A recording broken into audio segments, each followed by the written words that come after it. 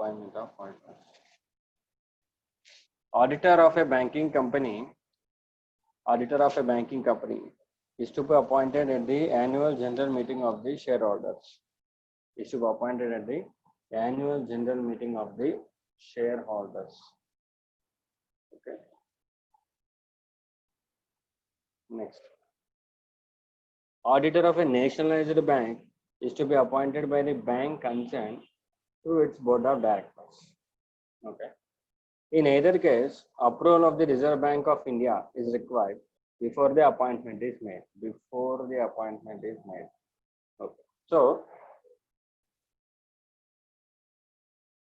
auditor of a banking company,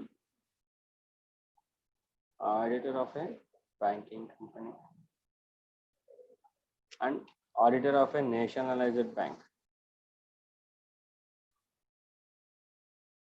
Auditor of a nationalized bank.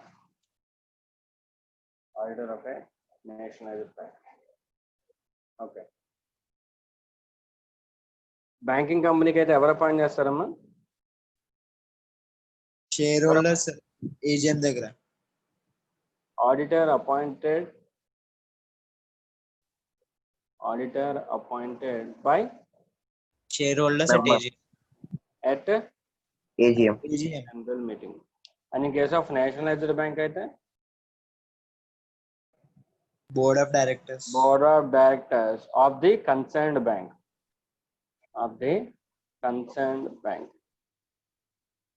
A bank అయితే ఆ bank కి board of directors appoint చేయాలి. అయితే ఈ రెండు కేసుల్లో కూడా ఎవరు అప్రూవల్ కావాలి? Reserve Bank of India, RBI approval కావాలి.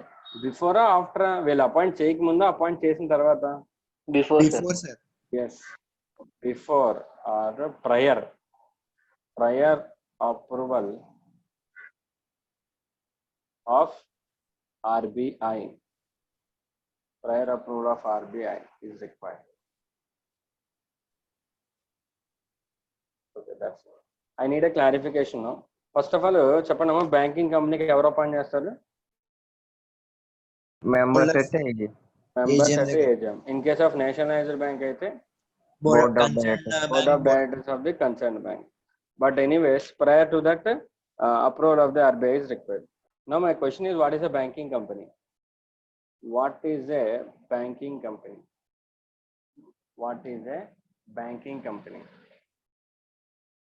చెప్పండి, బ్యాంకింగ్ కంపెనీ అంటే ఏంటి? అంటే డిఫరెన్స్ తెలియాలి కదా. What is a banking company and what is a nationalized bank? If we know the difference, we can apply these provisions, right or not? Yes, sir. Yes. Then I mean to ask you, what is a banking company? A company which is incorporated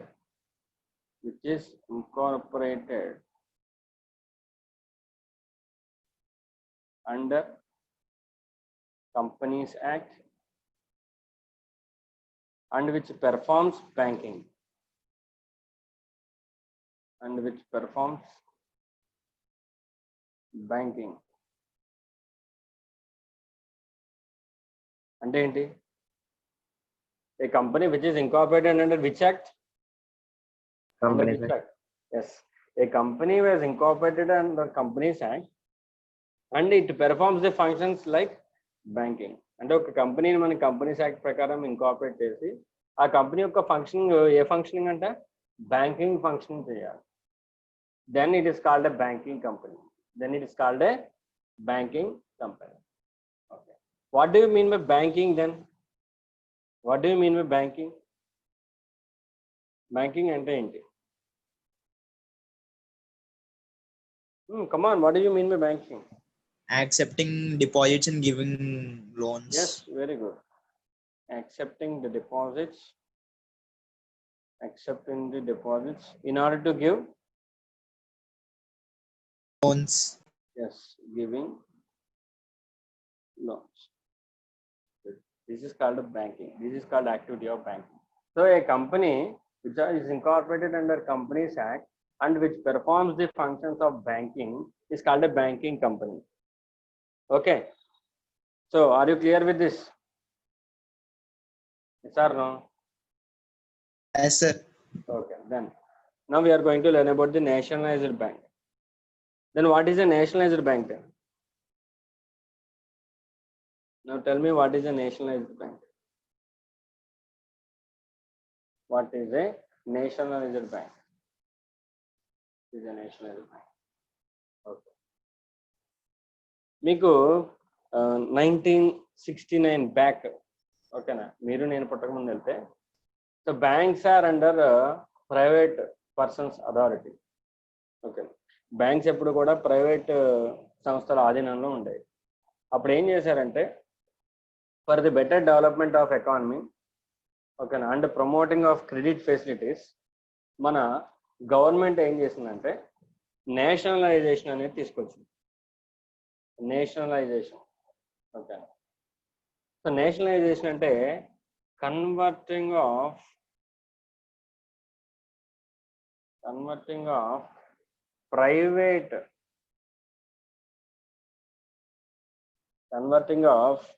private units into public units.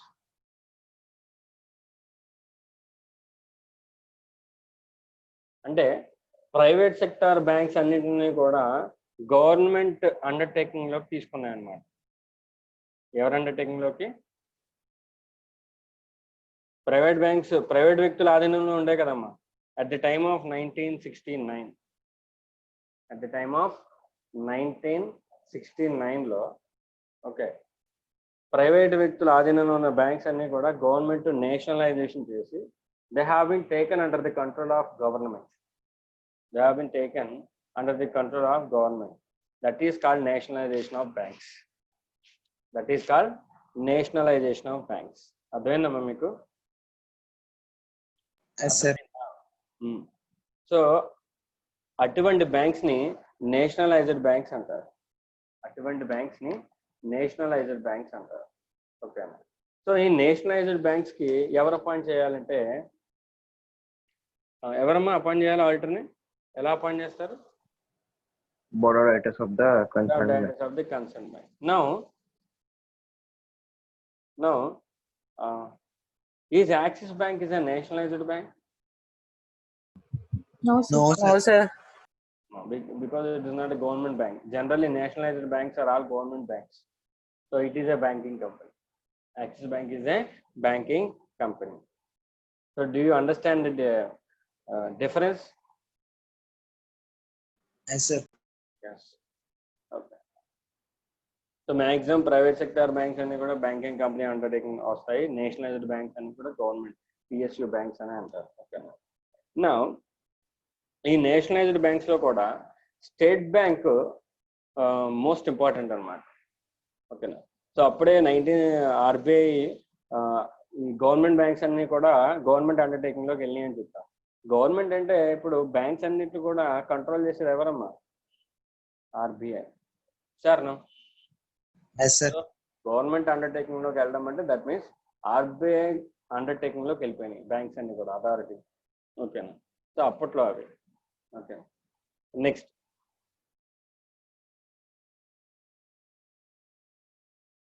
Next state bank of India approval different గా ఉంటుంది. So let us see approval for the State Bank of India. The auditors of State Bank of India are to be appointed by the CAG in consultation with the central government. ఎవరు appoint చేస్తారమ్మా state bank of ఇండియాకి? E&AG. E&AG will appoint, but in consultation with the Central government. Okay. Next, RRBs అంటే regional rural banks అన్నమాట. ఇవి ఎలా అంటే like మనకి example Andhra Pradesh గ్రామీణ వికాస్ బ్యాంక్. విన్నారా పేరు ఎప్పుడైనా మీరు? No, sir. ఆంధ్రప్రదేశ్ గ్రామీణ వికాస్ బ్యాంక్ అమ్మా, APGBB. ఎప్పుడు వినలేదా మీరు? No, sir. రూరల్ ఏరియాస్ లో ఉంటాయి. You are in urban area కదా, సో రూరల్ ఏరియాస్ లో ఉంటాయి ఆంధ్రప్రదేశ్ గ్రామీణ వికాస్ బ్యాంక్. ఓకేనా. ఇవన్నీ కూడా మనం ఆల్రెడీ చెప్పుకున్నాం. రూరల్ ఏరియాస్లో చిన్న చిన్న క్రెడిట్ ఫెసిలిటీస్ ప్రొవైడ్ చేయడానికి ఉపయోగపడతాయి. ఓకేనా. సో అటువంటి బ్యాంక్స్ని ఆర్ఆర్బీస్ అంటారు, రీజనల్ రూరల్ బ్యాంక్స్. మన ఆంధ్రప్రదేశ్లో ఎలాగైతే ఏపీ గ్రామీణ వికాస్ బ్యాంక్ ఎలాగైతే ఉందో అలాగే like another one Baroda Vikas bank. ఓకేనా. అలాగా వేరే వేరే స్టేట్స్లో వేరే వేరే నేమ్స్తో బ్యాంక్స్ ఉంటాయి. ఓకేనా. They are call RRBs. నిన్న కాక మొన్న ఐబిపిఎస్ నోటిఫికేషన్ పడింది, చూసారా మీరు? ఐబిపిఎస్ అంటారు అనమాట. సో ఐబిపిఎస్ నోటిఫికేషన్ ప్రజెంట్ ఆర్ఆర్బీస్కి పడింది. ఒకసారి మీరు ఆ నోటిఫికేషన్ ఓపెన్ చేస్తే, ఓకేనా, లైక్ ఎనీ వెబ్సైట్, ఈనాడు జాబ్స్ వెబ్సైట్లో కానీ సాక్షి జాబ్స్లో కానీ ఈ వెబ్సైట్ ఓపెన్ చేస్తే, లేదంటే ఐబిపిఎస్ నోటిఫికేషన్ అనుకుంటున్నా గూగుల్లో వస్తుంది. ఆ నోటిఫికేషన్ ఓపెన్ చేస్తే మీకు లిస్ట్ ఆఫ్ ఆర్ఆర్బీస్ అని ఉంటాయి అక్కడ. అంటే ఏ బ్యాంక్స్ ఉన్నాయని మీరు జస్ట్ రిఫరల్ పర్పస్ ఒక నిమిషం ఆ నోటిఫికేషన్ చూస్తే ఆర్ఆర్బీస్ ఏమున్నాయో మీకు క్లియర్గా అర్థమవుతుంది. ఓకేనా, చూస్తారా? Yes sir. చూడండి, ఆర్ఆర్బీస్ మీకు లిస్ట్ తెలుస్తుంది. ఓకేనా. So next, so the auditors of the regional banks are to be appointed by the bank concern with approval of the central government. ఆర్ఆర్బీకి ఆడిటర్ని ఎవరు అపాయింట్ చేస్తారంట? ఆ బ్యాంకే అపాయింట్ చేసుకుంటుంది. బట్ అప్రూవల్ ఎవరిది కావాలి? With the approval of the central government. So we are very clear that ఆర్ఆర్బీకి ఎవరు అపాయింట్ చేస్తారు? ఆర్ఆర్బీకి ఆడిటర్ని ఎవరు అపాయింట్ చేస్తారు? Concerned bank with the approval of Central government. In case of State Bank of India అయితే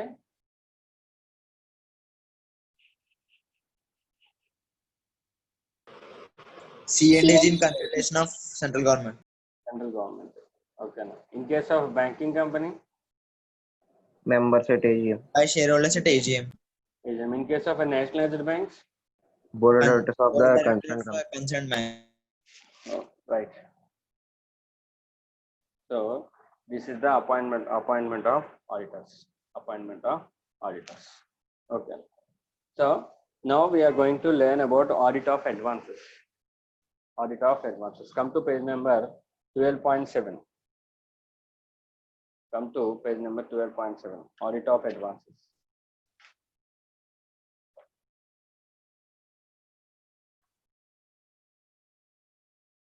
Audit of advances. NPA classification చదివారమ్మా మీరు? NPA classification తెలుసా మీకు? What do mean by NPA? Non-performing assets. Non performing assets. ఒక asset ని non performing asset అని ఎప్పుడు అంటారు? 90 days More కన్నా than 90 days కంటే more than 90 days over due కింద The- ఉంటాయి. ఇంట్రెస్ట్ పేమెంట్స్ అవి ఏం చేయకపోతే సబ్ స్టాండర్డ్ లోకి వెళ్తుంది ఎన్పిఏలోకి వెళ్తుంది. అలా కాకుండా, అంటే అంత టెక్నికల్ కాకుండా నార్మల్ గా చెప్పాలంటే, an asset is called as an NPA when it ceases to generate income for a bank. చెప్పొచ్చా? yes sir. Yes sir. An asset is called as an NPA when it ceases to generate income for a bank. Simple గా. Okay.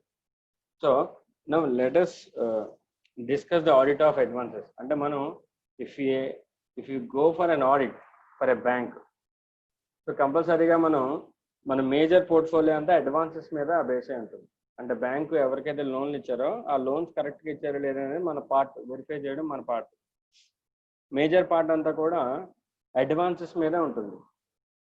ఓకేనా. So we should know each and every element while auditing the advances. Okay. So advances classification గురించి మనకు చెప్పాడు, చూడండి. So nature wise bills purchase and discounted. You know the meaning of bills purchase and discounted, right? Bills discounted తెలుసు కదమ్మా మీకు? Yes sir. Discounted గురించి తెలుసుగా మీకు? అంటే లైక్ బయర్ అండ్ సెల్లర్ ఉంటారు. ఓకేనా.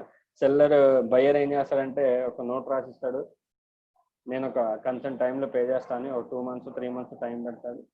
సో సెల్లర్కి లోపు అమౌంట్ అవసరమైతే బయర్ని అడగలేడు కాబట్టి, so at the time seller will approach the bank. So bank will accept the bills but at a discounted price. అంతేనా?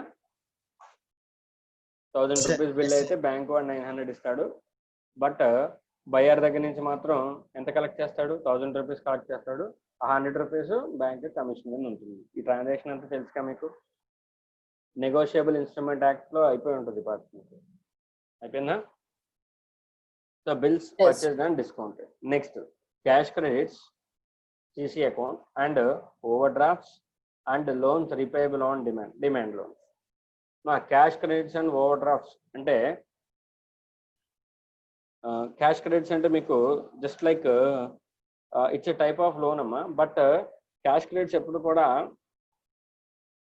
మన దగ్గర ఉన్న కరెంట్ అసెట్స్ బేస్ మీద ఇస్తారు. క్యాష్ క్రెడిట్స్ కానీ ఓవర్ డ్రాఫ్ట్స్ కానీ ఓవర్ డ్రాఫ్ట్స్ కానీ మన దగ్గర ఉన్న కరెంట్ అసెట్స్ వర్త్ బేస్ మీద ఇస్తారు. జనరల్గా CC అండ్ OD లోన్స్ అనేవి, CC లోన్స్ ఎప్పుడు కూడా బిజినెస్ వాళ్ళకి ఇస్తారు. CC లోన్స్ ఎప్పుడు కూడా బిజినెస్ ఎంటిటీస్కి ఇస్తారు. ఓవర్ డ్రాఫ్ట్ లోన్స్ పర్సనల్స్కి ఇస్తారు, అంటే ఇండివిజువల్ పర్సన్స్కి ఇస్తారు. అలాగే బిజినెస్ ఎంటిటీస్ కూడా ఇస్తారు. సార్ ఓడి మరి కరెంట్ అకౌంట్ వాళ్ళకే ఇస్తారు కదా సార్. కరెంట్ అకౌంట్ అంటే మరి బిజినెస్ వాళ్ళకే కదా సార్. నో అలా ఏం కాదు. నేను ఒక చార్టెడ్ అకౌంటెంట్ అమ్మా, నేను సొసైటీలో రెప్యూటెడ్ పర్సన్, నాకు ఓవర్ డ్రాఫ్ట్ ఇస్తారు. ఓకేనా? Yes sir. ఇస్తారు, ఓవర్ డ్రాఫ్ట్ ఇస్తారు. ఇండివిజువల్స్ కూడా ఇస్తారు, బిజినెస్ ఎంటిటీస్ కూడా ఇస్తారు. ఓకేనా? Next and loans repayable on demand. దాంతోపాటు టర్మ్ లోన్స్ అంటే లైక్ ఒక ప్లాంట్ అండ్ మిషనరీ కొనుక్కుంటున్నాను. ఓకేనా?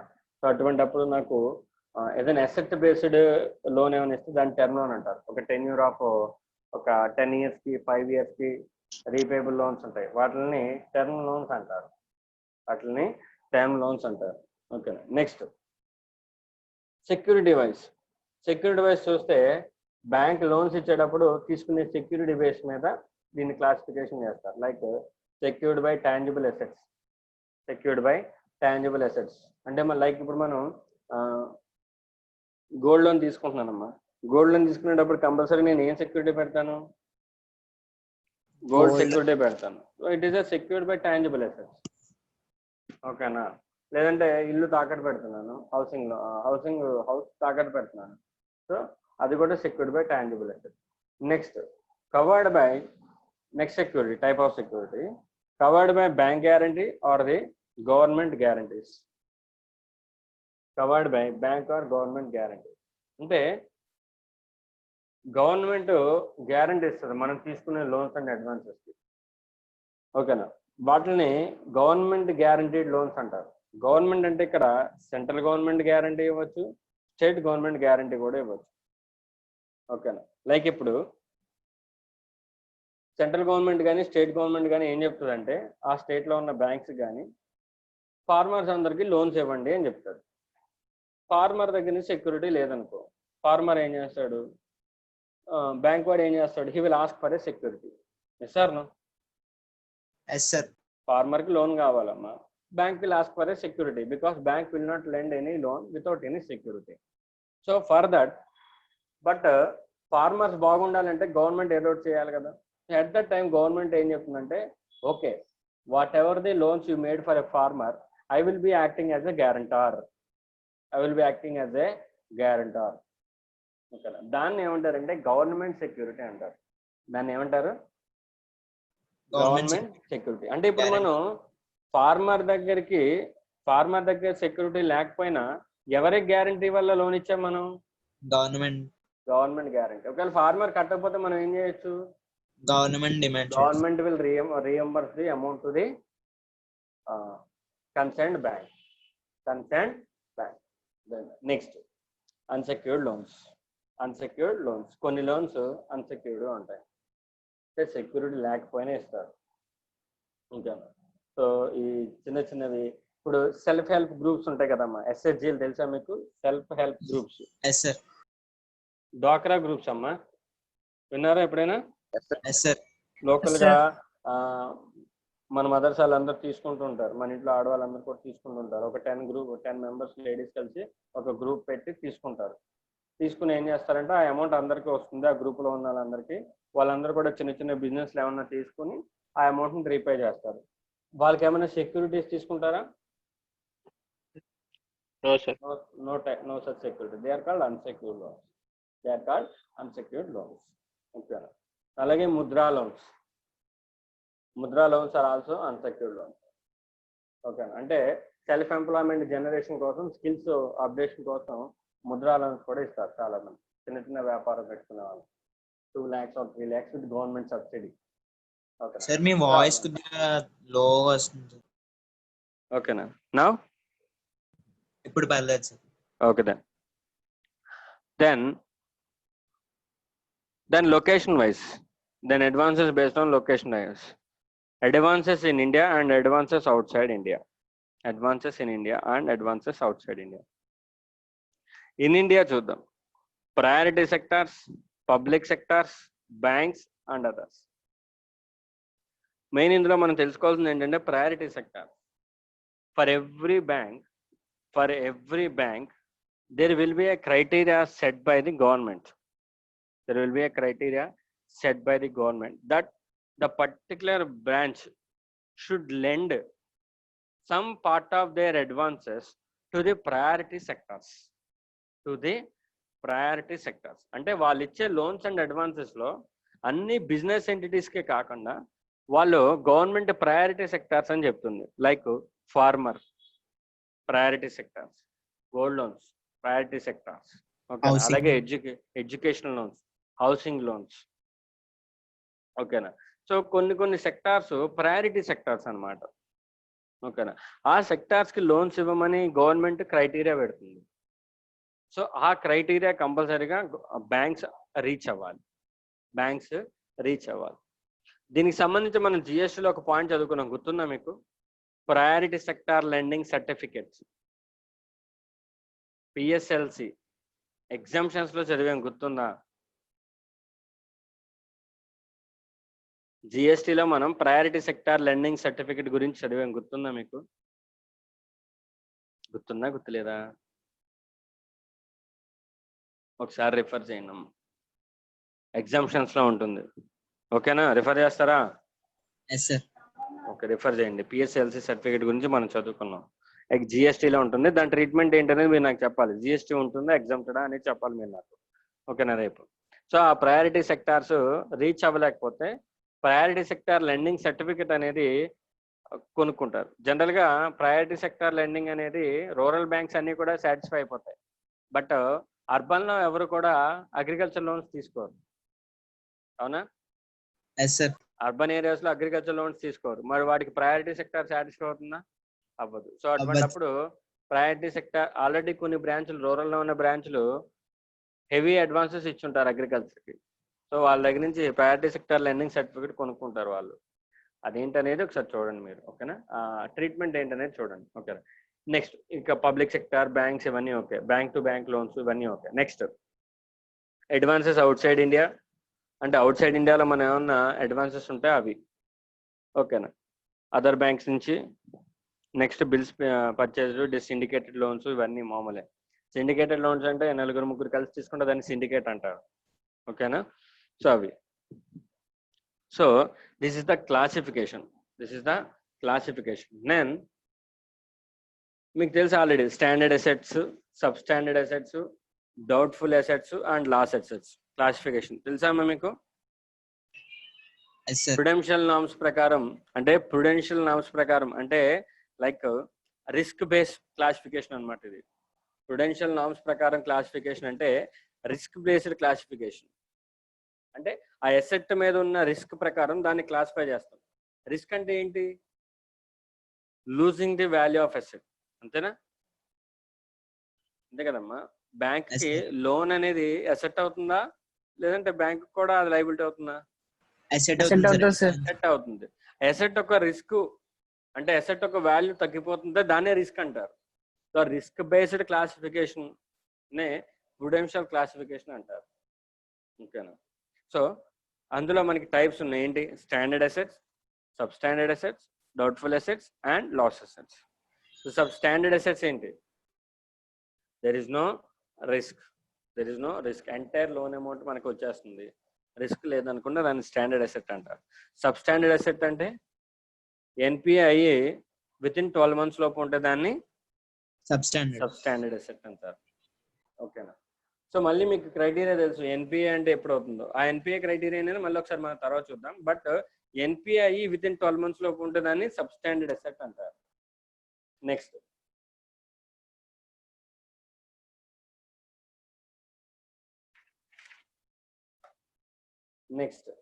doubtful assets, an asset which has remained for NPA for a period exceeding 12 months.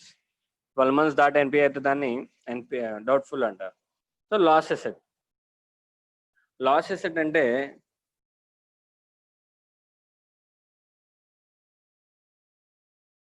Asset ని ఆర్బీఐ ఇన్స్పెక్టర్ గానీ, ఇంటర్నల్ ఆడిటర్ గానీ, external auditor గానీ ఏమైనా డౌట్ఫుల్ అసెట్ ని ట్రీట్ చేయాలని చెప్తే లాస్ అసెట్. అది ఓకే, బట్ దానికి ఒక టెక్నికల్ లైన్ ఉందమ్మా.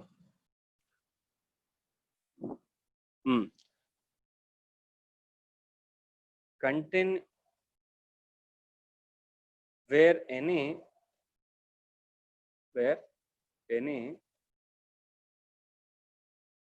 advance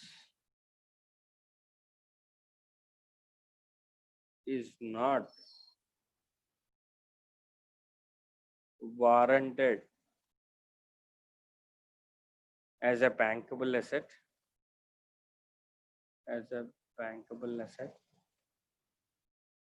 it is called loss asset. దానికి ఒక టెక్నికల్ లైన్ ఉంది.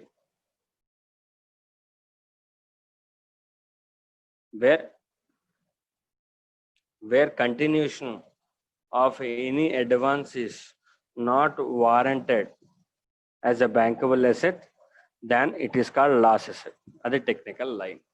ఆ లైన్ పడాలి. ఓకేనా. Where continuation of any asset as a bankable asset is not warranted, then it is called loss asset. అంటే దాన్ని ఇంకా బ్యాంకింగ్ అసెట్ కింద కంటిన్యూ చేయడానికి లేదు, కొద్దిగా కూడా ఛాన్స్ లేదు, అసలు ఏమాత్రం బ్యాంక్ అసెట్ కాదు అని అనుకుంటే దాన్ని లాస్ అసెట్ అంటారు. ఏమంటారమ్మా? లాస్ అసెట్ అంటారు. అంటే where continuation of such asset is not warranted, అంటే దాన్ని బ్యాంక్ అసెట్ కింద కంటిన్యూ చేయడం అనవసరం ఉంటే అది లాస్ అసెట్ అవుతుంది. అంటే నథింగ్ విల్ బి రికవర్డ్, అంటే nothing will be recovered. Like ఒక ఎగ్జాంపుల్ చెప్దాం. భీమవరం సైడ్ చేపల చెరువుల మీద లోన్స్ ఇస్తారమ్మా, తెలుసా మీకు? ఫిష్ ఫార్మింగ్ భీమవరం మా తెలుసా తెలీదా? భీమవరం సైడ్ చేపల చెరువు మీద లోన్ ఇస్తారు. ఓకేనా. సో ఒక ఫార్మర్ వచ్చి చెరువు డాక్యుమెంట్స్ తీసుకొచ్చి బ్యాంక్లో మార్గేజ్ పెట్టి లోన్ తీసుకుని వెళ్ళిపోయాడు. ఓకేనా. తర్వాత లోన్ ఇచ్చేసారు. అంటే లైక్ బ్యాంకులో స్టాఫ్, ఫీల్డ్ ఆఫీసర్ ఎవరైతే ఉంటారో, ఫీల్డ్ ఆఫీసర్కి వెళ్ళడానికి కుదరక అక్కడ చెరువు ఫిజికల్గానే ఉంది, నేను వెళ్ళానని చెప్పి సర్టిఫికెట్ కూడా ఇచ్చేసాడు. వెంటనే అది బేస్ చేసుకుని లోన్ డిస్బర్స్మెంట్ అయిపోయింది, లోన్ తీసుకున్నాడు, ఫార్మర్ వాడేసుకున్నాడు. ఓకేనా. తర్వాత కాంకరెంట్ ఆడిటర్ ఒకరోజు ఇన్స్పెక్షన్కి వెళ్ళాడు. కాంకరెంట్ ఆడిటర్ వెళ్తారు కదా ఇన్స్పెక్షన్కి. కాంకరెంట్ ఆడిటర్ మంత్లీ వెళ్ళినప్పుడు ఇన్స్పెక్షన్కి వెళ్ళాడు ఒకరోజు. అక్కడికి ఆ సైట్ డాక్యుమెంట్స్ పట్టుకుని ఆడిచ్చిన ఆర్ఎస్ నెంబర్కి వెళ్తే, సర్వే నెంబర్కి వెళ్తే అక్కడ సైట్ లేదు. సైట్ చెరువు రెండు లేవు. ఓకేనా. సెక్యూరిటీ ఉన్నట్టు ఇప్పుడు బ్యాంక్కి లేదు. సెక్యూరిటీ ఉందా? బ్యాంక్ సెక్యూరిటీ లేదు. ఓకేనా.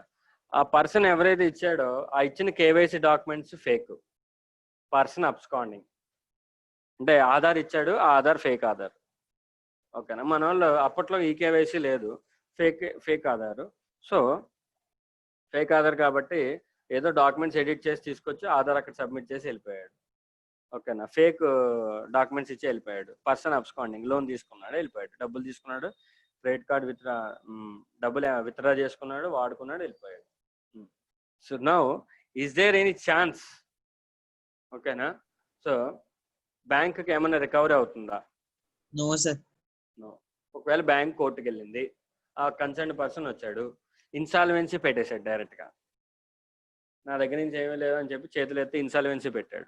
బ్యాంకు కోర్టు కూడా వెళ్తుంది కదా ఎలాగో, మళ్ళీ నెక్స్ట్ ప్రొసీడింగ్ కోర్టుకి వెళ్ళడమే కదా. సో కోర్టు కూడా వెళ్ళింది, ఆ కన్సర్న్ పర్సన్ పట్టుకొచ్చాడు, ఇన్సాల్వెన్సీ పెట్టాడు. ఇప్పుడు బ్యాంక్ ఏమైనా వస్తుందా? రాదు సార్. ఒకసారి ఇన్సాల్వెన్సీ పెట్టిన తర్వాత ఎంతైతే రికవర్ అవుతుందో వాడు రేషియో చెప్తాడు కదా, 1:20, ₹1 20, ₹1 30 ఆ రేషియో చెప్తాడు. వాడుకున్న అడ్వాన్సెస్ని బట్టి, ఆ అసెట్స్ని బట్టి, గవర్నమెంట్ వాడుకున్న అసెట్స్ని బట్టి ఒక రేషియో చెప్తుంది. అంత తప్పితే ఇంక రాదు, అంతే కదా. సో ఆ టైప్ ఆఫ్ ఉంటాయి లాస్ అసెట్స్ అన్నీ కూడా. ఓకేనా, ఇవన్నీ కూడా బ్యాంకింగ్లో ఫ్రాడ్స్ కింద తేలుతాయి. ఓకేనా. So it was in some years back అనమాట, నేను ఒక ఆడిట్కి వెళ్ళినప్పుడు ఇలా జరిగింది. Okay, next creation of security. ఖచ్చితంగా మనం ఒక లోన్ తీసుకున్నప్పుడు ఖచ్చితంగా సెక్యూరిటీ ఆఫర్ చేయాలి. ఓకేనా. సో సెక్యూరిటీ 2 types ఉంటుంది, primary security and collateral security. Primary security అంటే మెయిన్ దాన్ని బేస్ చేసుకునే మనం లోన్ ఇస్తాం. Security offered by the borrower or bank finance are the one against which credit has been extended by the bank. అంటే like ఇప్పుడు నాకు ఇల్లు కట్టుకోవాలమ్మా, ఇల్లు కట్టుకోవాలంటే నా దగ్గర సైట్ ఉందా లేదా అని బ్యాంక్ వాడు అడుగుతాడు. నా సైట్ డాక్యుమెంట్స్ ఇచ్చాను అనుకో, అది సెక్యూరిటీ. ల్యాండ్ గవర్నమెంట్కి సెక్యూరిటీ పెడతాను. ఓకేనా. సో దాన్ని సెక్యూరిటీ అంటారు, అది ప్రైమరీ సెక్యూరిటీ అవుతుంది. కొలాటరల్ సెక్యూరిటీ అంటే ప్రైమరీ సెక్యూరిటీ కాకుండా ఎడిషనల్గా సెక్యూరిటీ పెడితే దాన్ని కొలాటరల్ సెక్యూరిటీ అంటారు. Sir, now a doubt has been raised in your minds, I know that. Sir already primary security ఉంది కదా, వై కొలాటరల్ సెక్యూరిటీ అనే మీ doubt sir? Now let me take an example of CC loan, cash credit loan. Okay, CC loan తీసుకున్నాను. CC లోన్కి main దేని base చేసుకుని ఇస్తారమ్మా? Stock base చేసుకుని ఇస్తారు. బ్యాంక్ వాడు ఓకేనా మనకి మన గోడౌన్లో ఉన్న స్టాక్ బేస్ చేసుకొని, ఓకేనా, stock into stock value, net realisable value తెలుసు కదమ్మా మీకు? నెట్ రియలైజబుల్ వాల్యూ తెలుసా? సో ఆ నెట్ రియలైజబుల్ వాల్యూ మీద సమ్ మార్జిన్ తీసి ఓకేనా, ఆ రిమైనింగ్ అమౌంట్ మనకి బ్యాంక్ వాడు లోన్ కింద ఇస్తాడు. ఓకేనా. ఇందులో ప్రైమరీ సెక్యూరిటీ ఏంటంటే stock.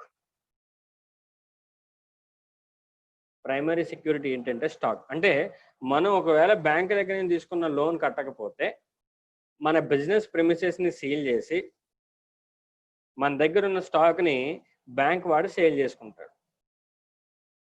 So based on the sale proceeds bank will recover its loan.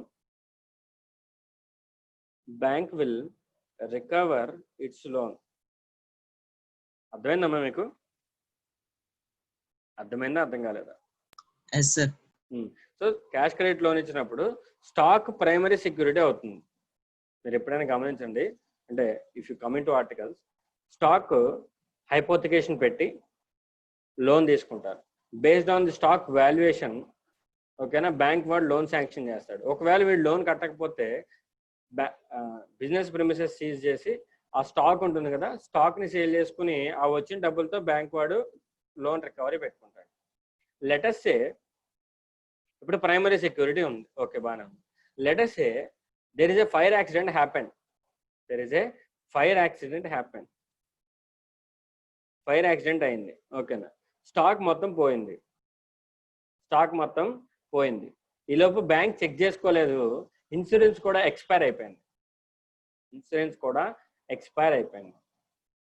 Okay, so అటువంటప్పుడు ఇప్పుడు బిజినెస్ యూనిట్ దగ్గర నుంచి ఏమైనా రాగలదా అమౌంట్ బ్యాంక్కి? No sir.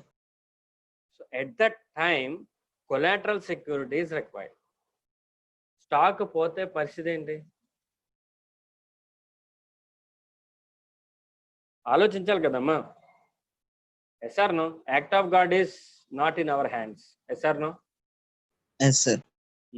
So at that time collateral security is required for such type of loans. Okay, అంటే additional security తీసుకుంటారు.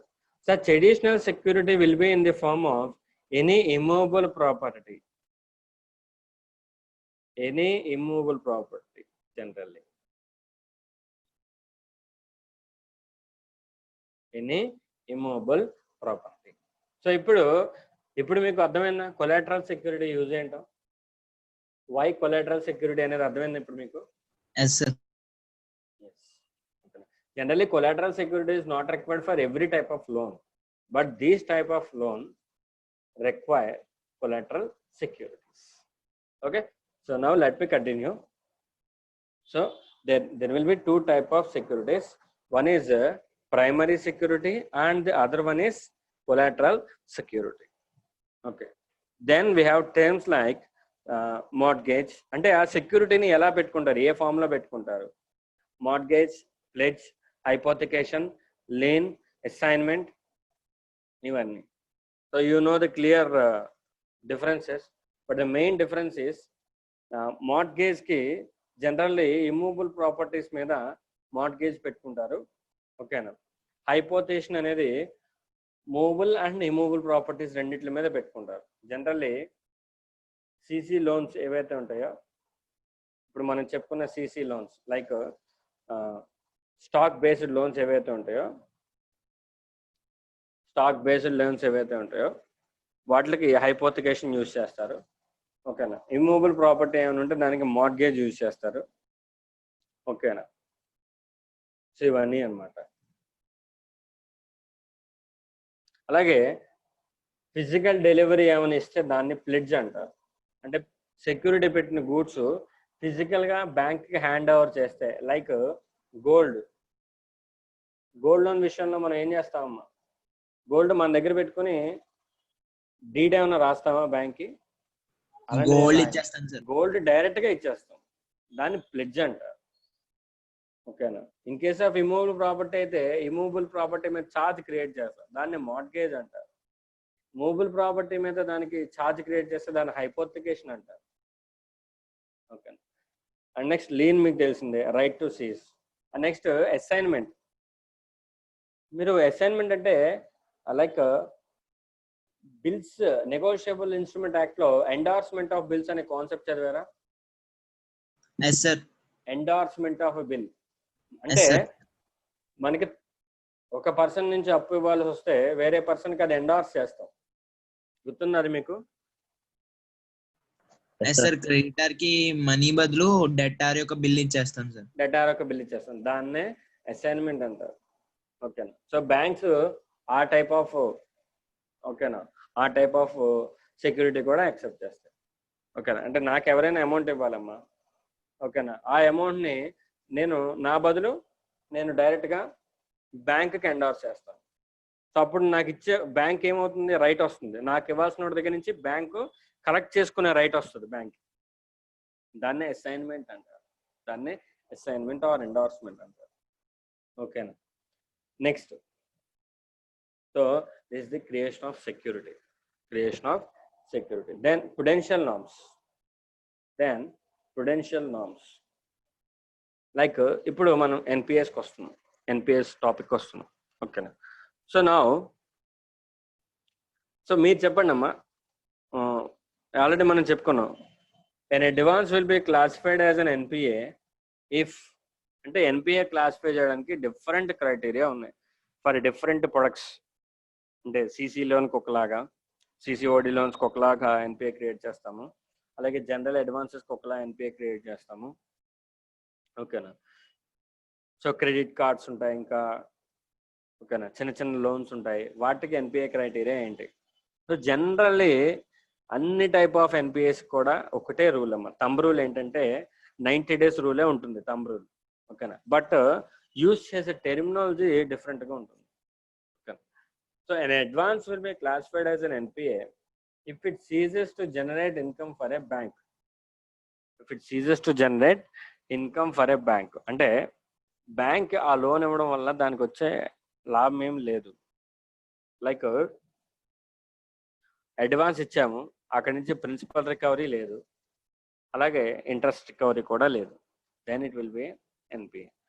Okay, next, whenever the interest or the principal or under the principal, అంటే interest రాకపోయినా principal రాకపోయినా, లేదంటే interest and principal రెండూ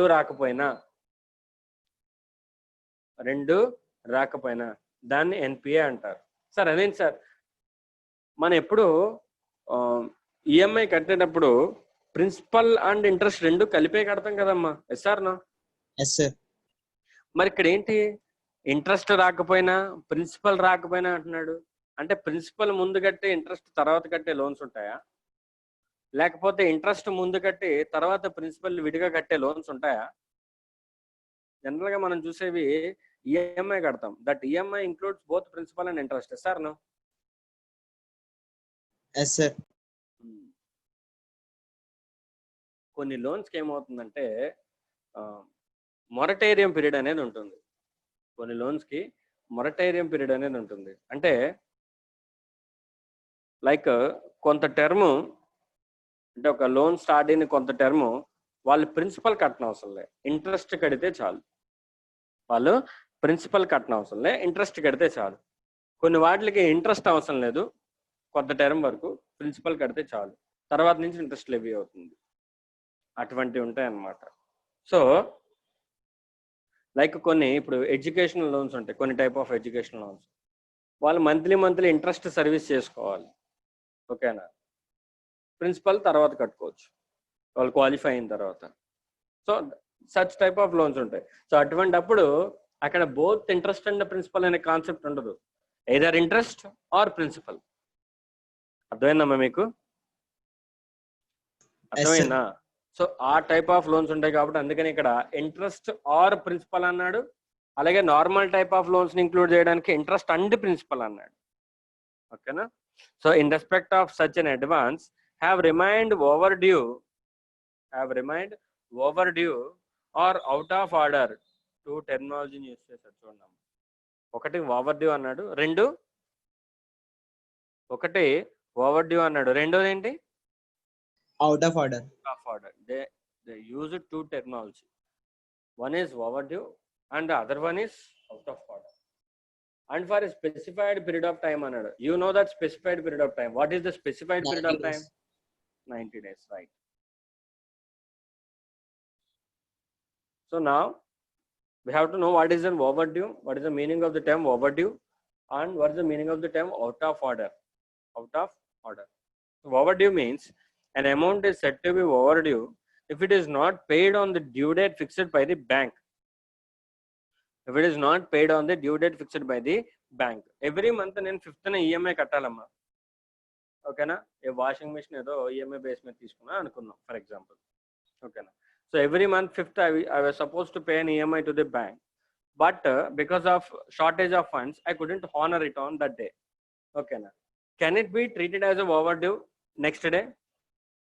Yes sir. Yes. అంటే due date లోపు మనం పే చేయకపోతే from the next day of the due date will be treated as a overdue account. Next, what is an out of order, sir? An account shall be treated as an out of order if the outstanding balance, underline the word outstanding balance. If the outstanding balance remains continuously in excess of the sanctioned limit or the drawing power. In excess, underline the word, in excess of the sanctioned limit or drawing power. In excess of the sanctioned limit or drawing power. Out of order ki 90 days అనే concept చెప్పాడా?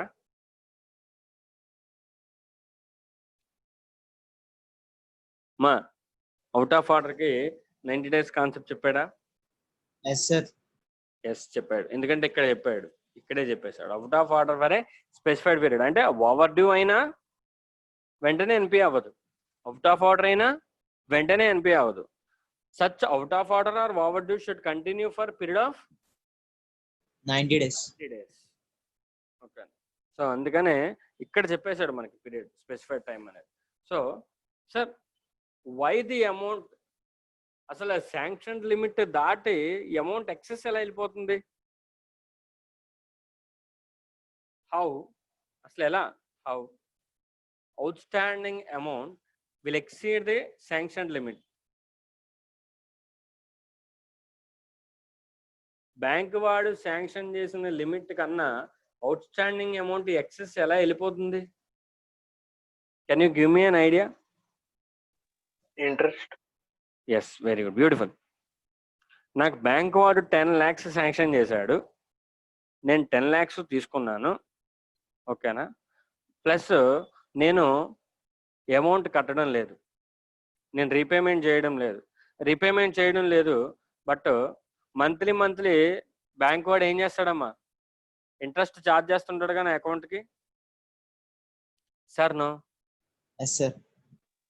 అంతే కదమ్మా. Loan repayment చేసేటప్పుడు outstanding amount మీద interest పడుతుంది, మళ్ళీ మనం వెంటనే ఈఎంఐ కడతాం, అవునా? ఆ ఈఎంఐలోకి ఇంట్రెస్ట్ అమౌంట్ ఛార్జ్ అవుతుంది, ప్రిన్సిపల్ అమౌంట్ కొద్దిగా తగ్గుతుంది, మళ్ళీ మనకు అవుట్ స్టాండింగ్ చూపిస్తుంది. Yes sir no? Yes, sir. ఇక్కడ నేను ఈఎంఐ కట్టలేదు, అప్పుడు ఏమవుతుంది? లోన్ అమౌంట్ ప్లస్ ఇంట్రెస్ట్ రెండు ఓవర్ డ్యూ అవుతాయిగా. Yes, sir. అప్పుడు శాంక్షన్ లిమిట్ దాటిపోయిందిగా. 10 lakhs ఉంది, మొత్తం తీసుకున్నాను, ప్లస్ ఇంట్రెస్ట్ కట్టాల్సి వచ్చింది, ఇంట్రెస్ట్ యాడ్ అయింది దానికి. అంటే my out standing amount 10 lakhs plus interest will be greater than sanction limit of 10 lakhs. So case అర్థమైందా? సిచ్యువేషన్ అర్థమైందా? సో ఇలా ఒక 2 నెలలు కట్టలేదు అనుకో, అప్పుడు 2 నెలల వాయిదా ఇంట్రెస్ట్ పడుతుంది. 10 lakhs interest plus 10 lakhs interest plus 10 lakhs interest, ఓకేనా? సో అప్పుడు definitely it will become NPA. So అలా అయినా కానీ నెక్స్ట్ డ్రాయింగ్ పవర్ అని యూజ్ చేశాడు అక్కడ. when the outstanding amount is greater than the drawing power. మా డ్రాయింగ్ పవర్ ఎక్కడ? డ్రాయింగ్ పవర్ క్యాలిక్యులేషన్ తెలుసా మీకు? అకౌంట్స్ లో మీకు నేర్పించారా? Do you know the calculation of drawing power? Drawing power calculation వచ్చా రాదా? No. రాదా? అకౌంట్స్ లో మీకు నేర్చుకున్నారా? రాలేదు ప్రాబ్లమ్స్ సార్. ఉన్నాయి కదా, ఇంకా రాలేదు అక్కడ దాకా. ఓకే, డ్రాయింగ్ పవర్ టాపిక్ ఏం లేదు సార్. లేదా వస్తుందమ్మా అకౌంట్స్ లో. ఓకే లేదు sir. Okay, let us know. So ఈ డ్రాయింగ్ పవర్ క్యాలిక్యులేషన్ ఏంటంటే, సిసి లోన్స్ ఉంటాయి కదమ్మా, క్యాష్ క్రెడిట్ లోన్స్ ఉంటాయి కదా. Yes sir. సిసి లోన్స్ కి మనం ఏ బేస్ మీద లోన్ ఇస్తాము? స్టాక్ బేస్ మీద లోన్ ఇస్తాం. స్టాక్ ఇయర్ మొత్తం సేమ్ స్టాక్ ఉంటుందా? నో సార్, మారుతూ ఉంటుంది సార్. మారిపోతుంది. పర్చేస్ సేల్స్ మనకున్న డిమాండ్ బట్టి, మనం చేసే సేల్స్ ని బట్టి, మనం చేసే పర్చేస్ ని బట్టి, సేల్ చేస్తే స్టాక్ తగ్గిపోతుంది, పర్చేస్ చేస్తే స్టాక్ పెరుగుతుంది. Sir no? Yes sir. So అంటే నేను ఇయర్ స్టార్టింగ్ లో వెళ్ళి స్టాక్ చూసి ఇయర్ మొత్తానికి లోన్ శాంక్షన్ చేయొచ్చా నేను? No sir. నో. అందుకనే ఇయర్ స్టార్టింగ్ లో వెళ్తాను, ఓకేనా? వెళ్తాను, స్టాక్ చూసుకుంటాను, ఓకేనా? స్టాక్ చూసుకుని ఒక 10 lakhs లిమిట్ పెడతాను. ఓవరాల్ గా వాళ్ళకి 10 lakhs వాళ్ళు ఎప్పుడైనా విత్డ్రా చేసుకోవచ్చు, 10 lakhs లిమిట్ పెడతాను. బాగానే ఉంది. నాకేం చేయాలంటే వాళ్ళు స్టాక్ స్టేట్మెంట్ సబ్మిట్ చేయాలి. అంటే వాళ్ళ దగ్గరికి నేను ప్రతిసారి వెళ్ళాను కదా, so they have to submit stock statements monthly. Some banks also accept stock statements for a quarter, ఓకేనా? 3 నెలలకు ఒకసారి స్టాక్ స్టేట్మెంట్ తీసుకునే వాళ్ళు ఉంటారు, మంత్లీ స్టాక్ స్టేట్మెంట్ తీసుకునే బ్యాంక్స్ ఉంటాయి. Depends upon banks internal policies, okay? So stock statement తీసుకుంటాను, bank stock statements submit చేస్తారు, అందులో చెప్తారు క్లోజింగ్ స్టాక్ ఎంత, ఫినిష్డ్ గూడ్స్ క్లోజింగ్ స్టాక్ లో ఫినిష్డ్ గూడ్స్ ఎంత, వర్కింగ్ ప్రోగ్రెస్ ఎంత, స్పేర్ పార్ట్స్ ఎంత అని చెప్పేసి వాళ్ళు వాల్యూస్ ఇస్తారు. ఓకేనా. సో ఆ వాల్యూస్ బేస్ చేసుకుంటే నాకు స్టాక్ అమౌంట్ వస్తుంది. సో ఆ స్టాక్ అమౌంట్ నుంచి నేను ఏం చేస్తాను, మార్జిన్ తీసేస్తాను. తీసేస్తే వచ్చిన అమౌంట్ ఇది, సమ్ అమౌంట్ వచ్చింది. దీన్ని బేస్ చేసుకుని నేను డ్రాయింగ్ పవర్ కంప్యూటేషన్ చేస్తాను. లోన్ వాళ్ళకి శాంక్షన్ చేసిన 10 lakhs అయినా 10 lakhs నేను ఇచ్చేయకూడదు. 10 lakhs నేను ఇచ్చేయకూడదు. వాళ్ళ దగ్గర స్టాక్ ఎంత ఉందో నేను అసెస్మెంట్ చేసుకోవాలి. అర్థమైందమ్మా మీకు? వాళ్ళ దగ్గర స్టాక్ ఎంత ఉందో నేను అసెస్మెంట్ చేసుకొని at that point of time stock ఎంత ఉందో నేను చెక్ చేసుకుని దాని ప్రకారం నేను లోన్ ఇవ్వాలి. అంటే లోన్ మీన్స్ ఆల్రెడీ శాంక్షన్ చేశాను, ఇప్పుడు వాళ్ళు ఎంత డ్రా చేసుకోవచ్చు. 10 lakhs డ్రా చేసుకోవడం కుదరదు. ఓకే, మీకున్న స్టాక్ ప్రకారం 3 lakhs వరకు పట్టుకెళ్ళండి. Okay. So next month statement తీసుకొస్తాడు, అప్పుడు స్టాక్ హెవీగా ఉంది. ఓకేనా. సో అప్పుడు కొద్దిగా శాంక్షన్ లిమిట్ పెంచుతాను. ఓకేనా. సో ఇప్పుడు మన క్వశ్చన్ ఏంటంటే, నా out standing amount sanction limit ని దాటిపోయింది అనుకుందాం, ఆర్ డ్రాయింగ్ పవర్ అమౌంట్ ని దాటిపోయింది. ఇప్పుడు అర్థమైందిగా డ్రాయింగ్ పవర్ అంటే ఏంటో. సో నా out standing amount drawing power ని దాటిపోయింది. వాళ్ళకున్న డ్రాయింగ్ పవర్ కెపాసిటీ ఇంతే. ప్రెసెంట్ బిజినెస్ రన్ అయ్యే బేస్ మీద ఎవాల్యుయేషన్ చేస్తే వాళ్ళ డ్రాయింగ్ పవర్ అంతే ఉంది, ఒక 5 lakhs ఉంది. But outstanding amount is 5,50,000. Yes, now we can say that the account is out of order. Now we can say that that account is out of order. And if such out of order continues for a period of 90 days, then it will be classified as an NPA. Then it will be classified as an NPA. Okay, did you got it? Yes, sir. Or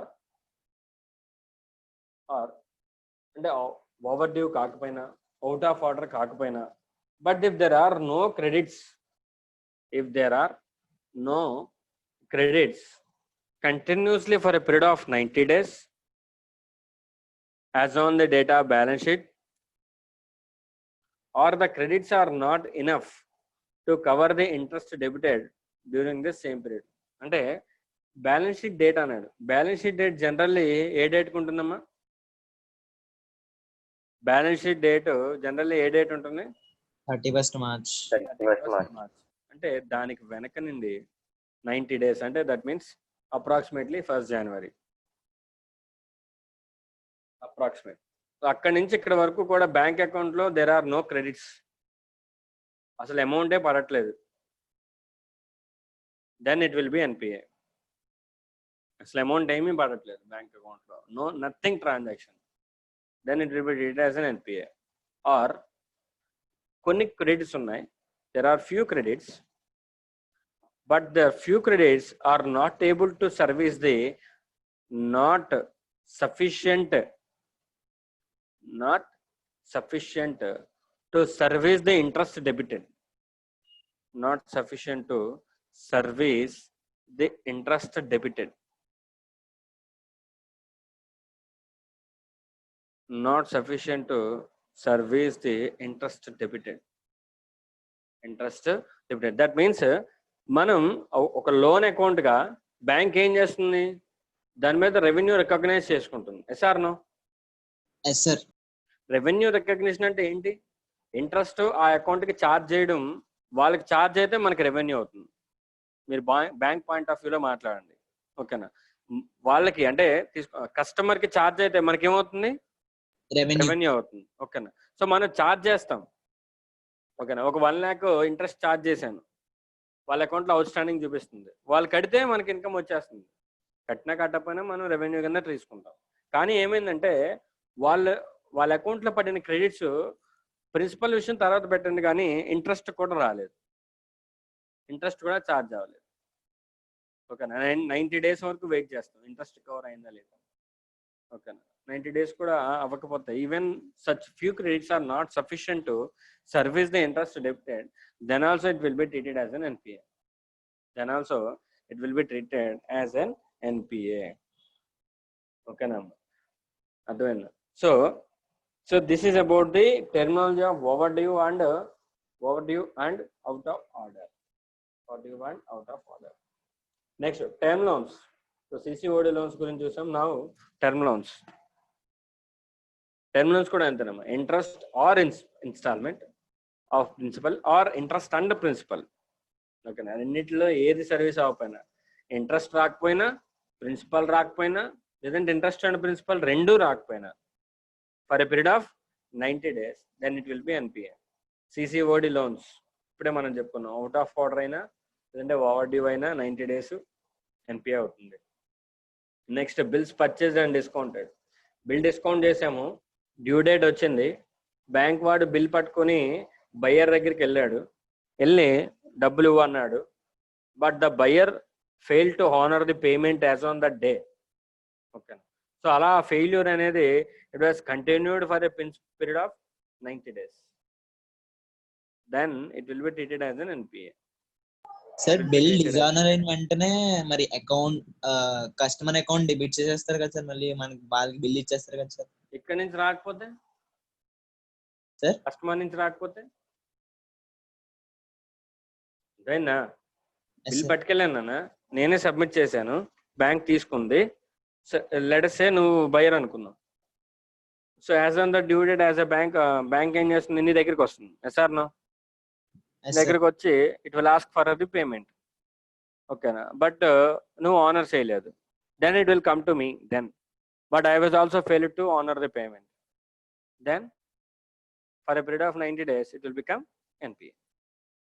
sir no sir, అంటే bank try చేయాల్సిన alternatives try చేస్తుంది for the charge of their revenue, but ఆ methods అన్ని కూడా fail అయితే then it will become NPA. Okay, next provisioning requirements. Provisioning తెలుసుగా మీకు. Standard అసెట్స్కి ఎంతమ్మా? 0.4% on the advance amount. 0.4% on the advance amount. And for SME or agricultural advances, it will be 0.25. SME అంటే small and medium enterprises అన్నమాట. ఓకేనా, ఎంతమ్మా? 0.25. And agriculture advances కైనా సరే 0.25. And 1% on commercial real estate loans. 1% on commercial real estate loans. Okay, next substandard అంటే NPA అయ్యి within 12 months లోపు ఉంటే దెన్ ఇట్ విల్ బి